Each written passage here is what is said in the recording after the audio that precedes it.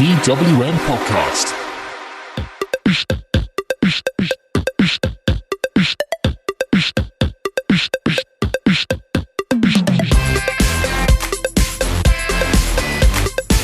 Hello and welcome to TWM Talks. I'm your host, Peter Barnes, and I'm joined at this time, as the cliche always goes, by a man known as the VikingSizeGamer, which apparently I can't say. Either way, it's James Saxon. How are you? Yeah, I'm good, fella. How are you? Yeah, not too bad. I presume I'm okay to give away your shoot name, if you will. Yeah, of course. Of course you are. Bro, I thought I'd start sort of at the beginning, like, where did that name come from, the VikingSizeGamer? That's a tough question to even answer for myself, to be honest with you. Okay. I really don't know where the name came from. I think I had a couple of names for a channel that I thought in my head might be a good idea, and it just didn't click. And then I was like, and then I think somebody was like, I think I was in a shop with my wife and we were saying, you want something regular sized or something sized? And I was like, Viking sized. That sounds big. And I was like, actually, that's kind of cool. Maybe I'll take that for a channel. That's probably the roughest idea I can give you of how that happened. Wow. It's a terrible story. Yeah.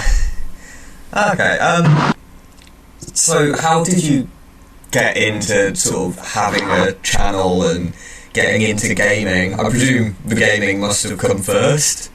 Gaming, yeah, definitely has always come first. I've been playing games since the Atari, which is crazy to think. So, I got my first Master System and everything like that as well, and playing games right through from Sonic and, of course, the WWF series, I say WWF series, the WWF games, whatever they had at the time at that point. Because they were great. They were great games back then, obviously very complicated and quite hard when you're 3 or 4 years old, but still fun, like ridiculously. But the channel kind of came about mainly because working in an office, you probably know this, it's quite boring. You don't get a lot of time to do something creative, and of course there are people out there that are extremely creative, and we've all got our different outlets. And for me, this was kind of it. There's a game called No Man's Sky. You're probably very aware of it, but that came out and I thought, it'd be kind of cool to do like a video on top 10 things just to see how it goes and throw it up on the channel that I just created. And anyway, that kind of kicked off and I thought, this is kind of cool. I quite like seeing views and subs going up and stuff like that. But I realized that my passion wasn't really No Man's Sky. My passion really was the WWE games, because that's what I've been playing for decades at this point. So it kind of just went from No Man's Sky, like 1 or 2 videos, to WWE, and then it was just constant, because that was obviously what I really loved doing. Yeah. That's really interesting. I know you said that you played other games. Were there any other series that you thought, that could work? Like, obviously you've got people who are really into FIFA and... I tried doing FIFA on the channel, but I think that it didn't work for me because it wasn't my passion.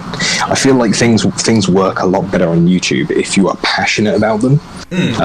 So if you really want to do something on YouTube, you kind of got to know your stuff and you've got to be really into it. Like, it's got to be your thing, because that passion comes across. So when you're playing the games, when you're reviewing the games, when you're talking about the games, people hear that, they'll see that. Depending if you're just doing audio over a video or you're doing a recording of yourself, it really comes across, and you get that genuine, passion for the game. So people are more likely to subscribe, to view and watch, and you get to share that and build a community around it. So I think that because I have that passion, because I'm ridiculously into it, it's really helped the channel, because the channel's only 3 years old for this. So, and I think that, like I said, coming across the way that I do, and you can tell that I really enjoy what I do and the way that I do it, it's obviously helped massively. So if anybody wants to start a YouTube channel up, take your passion and just put it out there, because if you're passionate about it and you come across great, and obviously you're good at talking, then it helps. Yeah, definitely. I guess my next question will be, like, were you always a wrestling fan, or... Like, always. Yeah? What stage did you kind of get into that? I think it was even the stage, like, very, very late 80s. So Ultimate Warrior was still around, Hulk Hogan. They were all in the WWF as it was then. Yes.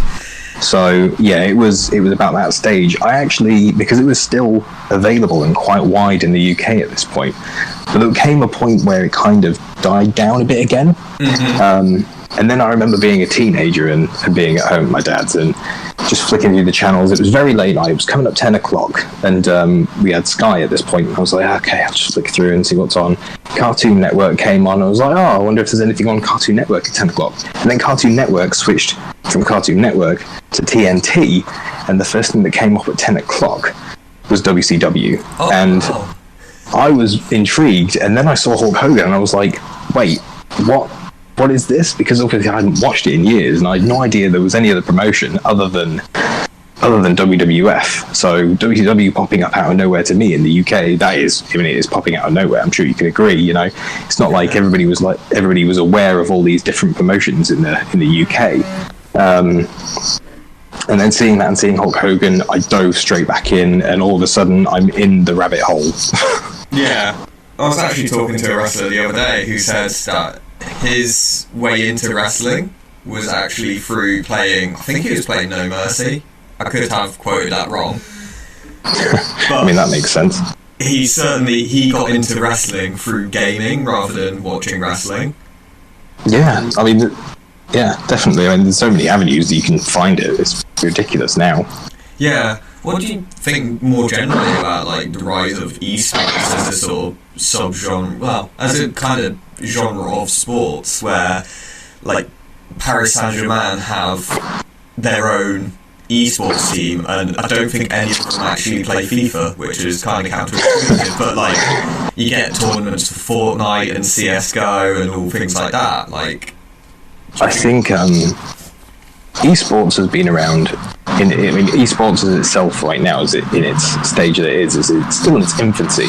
But I mean, esports as a whole thing, you know, tournaments, things like that, has been around for decades. I remember playing Counter-Strike on my college team, and we used to have little college games where we go around to each other's sites and actually play against other colleges, which is hugely nerdy, but I love it. So playing those kinds of things has obviously been around for decades, but the rise of it is quite interesting because obviously you get in these big teams that are playing for ridiculous amounts of money, huge sums of money, and other games are trying to break into this e-sport thing now. And it's quite interesting to see because obviously you've got things like League of Legends, you've got the NBA, and it's crazy to see how much it's risen, but I want to see other things too, because seeing things like Rainbow Six and CSGO, it's fantastic to see like how quick these players' reactions are, and Fortnite as well.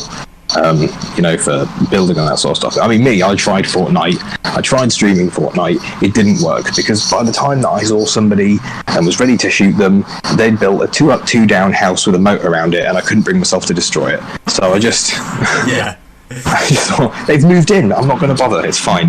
Yes, fair enough. Okay, I thought we'd now like kind of drill down into the WWE games. So kind of the whole reason this interview came about was you'd responded to one of my tweets about the game and saying that it'd be good for someone to get the facts out rather than pure hearsay. I believe you were involved in 2K20? Yes, I did. I was actually invited to the UK press event, which was in London, where we played the game early, and we got a lot of coverage. I did the same last year as well. Mm. So it's an honour to be invited out by 2K and cover the game for them, because obviously it's exciting to play a game early. It's exciting to give you feedback early and see what sort of direction they're taking it in. And this year was a little bit different because obviously we were all met with excitement with what could be coming out and, you know, all these different things that could be happening. You know, in 2K, we're incredibly generous with how they've treated all of us. But the game that we played wasn't fantastic, to put it nicely. And I think the furor behind it, really, the furor, should I say, is the fact that a lot of people don't take into account that what we play isn't the final bit. It's not the final build. It's not the be-all, end-all, this is it, and you're not getting anything else. Yeah. It was a near-final build of stuff that they still had to polish, fix, and will more than likely, well, I'm pretty much guaranteed, will come out with a massive day one patch, just like they did last year and the previous year, and every other game series in all of its entirety these days. When they go gold these days, these games, they never, ever have finished day one and go, okay, that's it, no more patch updates ever, you don't need it. It's a constant build, and I think that's what a lot of people saw this game as. They saw a game as, oh my god, it's terrible and this is how it's going to stay. It's not, but it was very questionable with the state that it was in. Yeah, I guess it's similar to going to see, like, if you see a trailer for a film, like, that's not all that's going to happen in the film. Like, you're only getting to see a segment of it. You're not getting everything possible. I mean, the game was fully unlocked. Think of it as going to see a film, but they haven't edited it yet. Okay. You know, and you've still got people going cut and things like that, and it's kind of like that. You know, there needs to be polish to the film. There needs to be the filters put on the film and things like that. I mean, the game that we played, obviously, I don't think personally it's going to be representative of the finished product after the patch. But that's why I've said I'll wait until after the patch comes out to give a full proper review, because reviewing an early build of a game is hard, because although, like I said before, it might be close to being finished, it's not indicative of the final product that they're going to give you with the patch. And of course, there's always going to be bugs, but you know, that's why we live in a digital age now. It's not like when you used to buy a game in 1995 and you didn't have the internet to update the game if there was bugs. You just had to kind of live with it, you know. So yeah. But now we live in an age where you can download a title the night before it comes out, and they can patch it the night before it comes out as well, and patch it a week later, and just continuously work on the game while it's out. I mean, you know, and I think that if somebody says bad, don't get me wrong, people have a right to say bad stuff about the game with the current state that it's in, because it doesn't look good. It doesn't look good. And I haven't defended it, but I have said, you know, it's a case of I'm going to wait, because what I viewed wasn't finished, and there's been some confusion around it, but I'm still waiting for that patch to come out. When the patch comes out and we get the game and I can do a full review, then I'll be able to give the full facts of what it is like. But yeah, that preview build wasn't fantastic.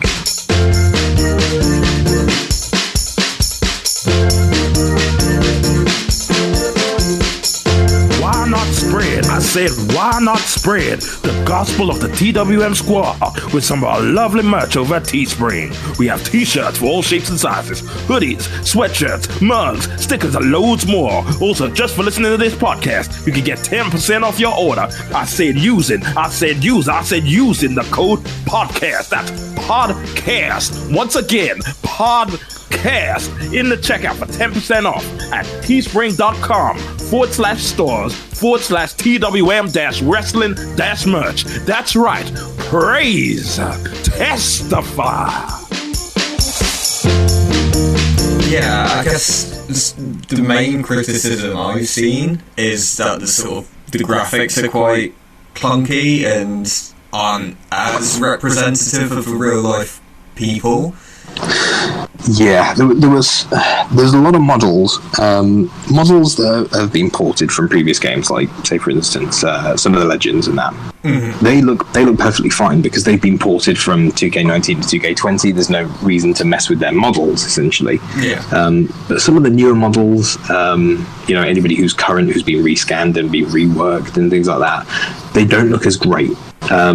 And even things down to the hair not working, that tends to be with the models we found that weren't transferred over but were new models to the game. Yeah. So say for instance, you have Bianca Belair, Yes. 2K19, her hair was great. 2K20, it seems like it's been braided around a kendo stick. I don't know why, but it's one of those things that hopefully they will fix with the day one patch, but I can't say that, which is why I'm kind of reserving judgment. Yeah, of course, like, I've always assumed that hair is really difficult to do graphically, because certainly the male superstars, it's kind of easy. Certainly, like, Bobby Lashley, you don't have to do that, it's easy.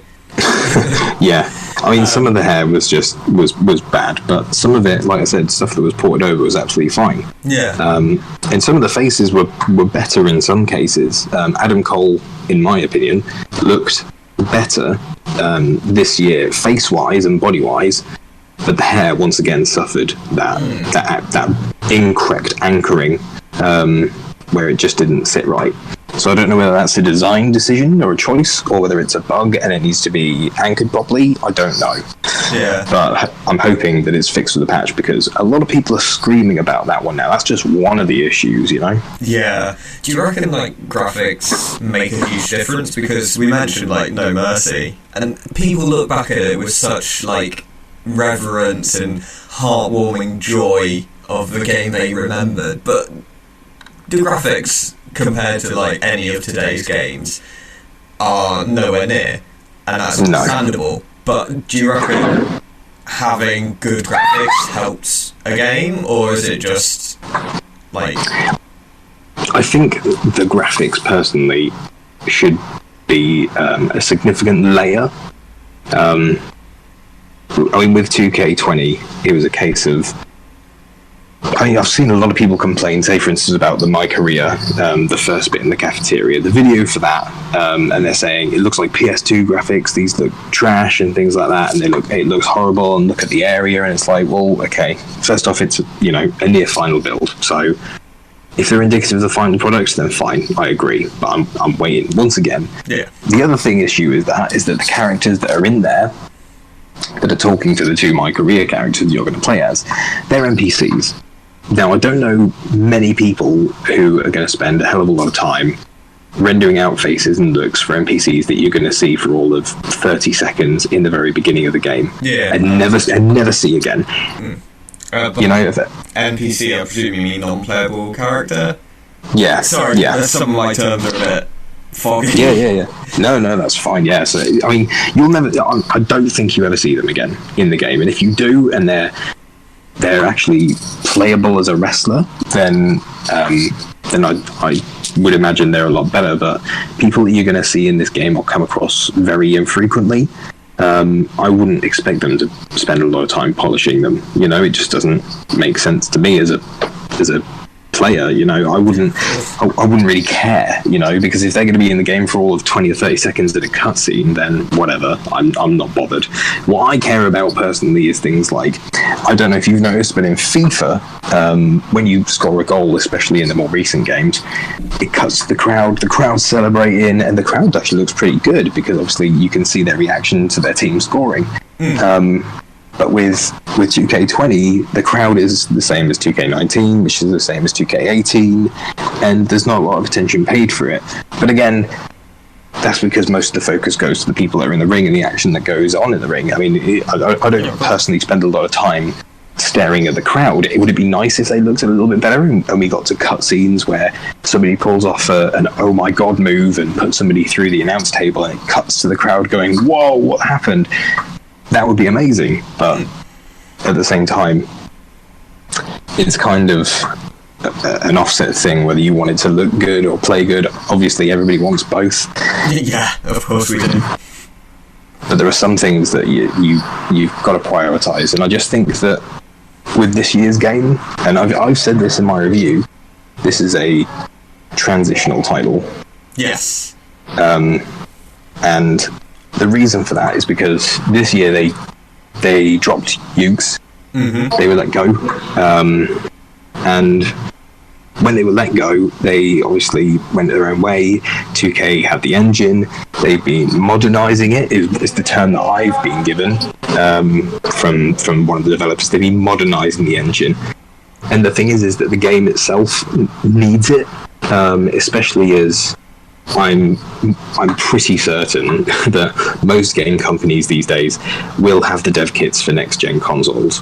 Mm-hmm. And more than likely at this point, they're going to be thinking, okay, we need to modernise this engine so it could be prepared for next gen. But not only that, to make sure that it's easy to add stuff on, because through the years, and a lot of people, I keep saying this, a lot of people don't realise that the Ukes engine that they use to make these games has been rebuilt many times. It's rebuilt generation to generation, and it was particularly bad between PlayStation 3 and PlayStation 4 because of the architecture of the software behind it.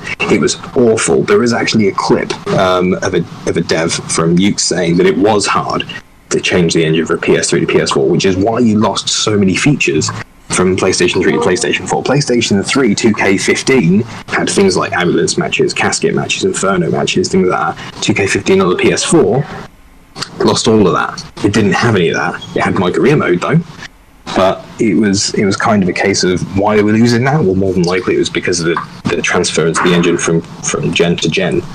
And I feel like this year they needed to modernise it to get it ready for next year, because next year is probably going to be when you see the game come into its own, hopefully, at least anyway. But this year is going to be a transitional period of people going, okay, can I live with this game for a year until next year when things are hopefully better? Yeah. Speaking of transitions, there was I believe they've changed the control system. They did. How did you find that? Do you know what? I see a lot of people saying, oh, why did you change the control system? It's terrible. And to me, I played it for, I played it for about 3 to 4 hours of the event. And by the end of it, it wasn't an issue. So I don't know whether that's because I'm quick at adapting to it or whether it's just a case of it wasn't that huge of a change. I mean, you know, having the Y button for reversal or, you know, triangle on PlayStation is not a big deal. I actually found my reactions a bit quicker to actually reverse it, and having the X and A buttons, or square and X, on PlayStation, I didn't mind that either, but that's because I've got massive thumbs, so I could cover both buttons at the same time. Got it, yeah. and press it. It was a kind of a non-issue. I mean, yeah, obviously it takes a little while to get used to, but it's not the end of the world. And apparently, I don't know where this is coming from, and it hasn't been confirmed yet, but somebody's emailed 2K about if we can change back the controls back to 2K19, and somebody said yes from 2K. They got an email to prove it, and I don't know what's going on, but I'm hoping that it's kind of left alone. Yeah, that's fair.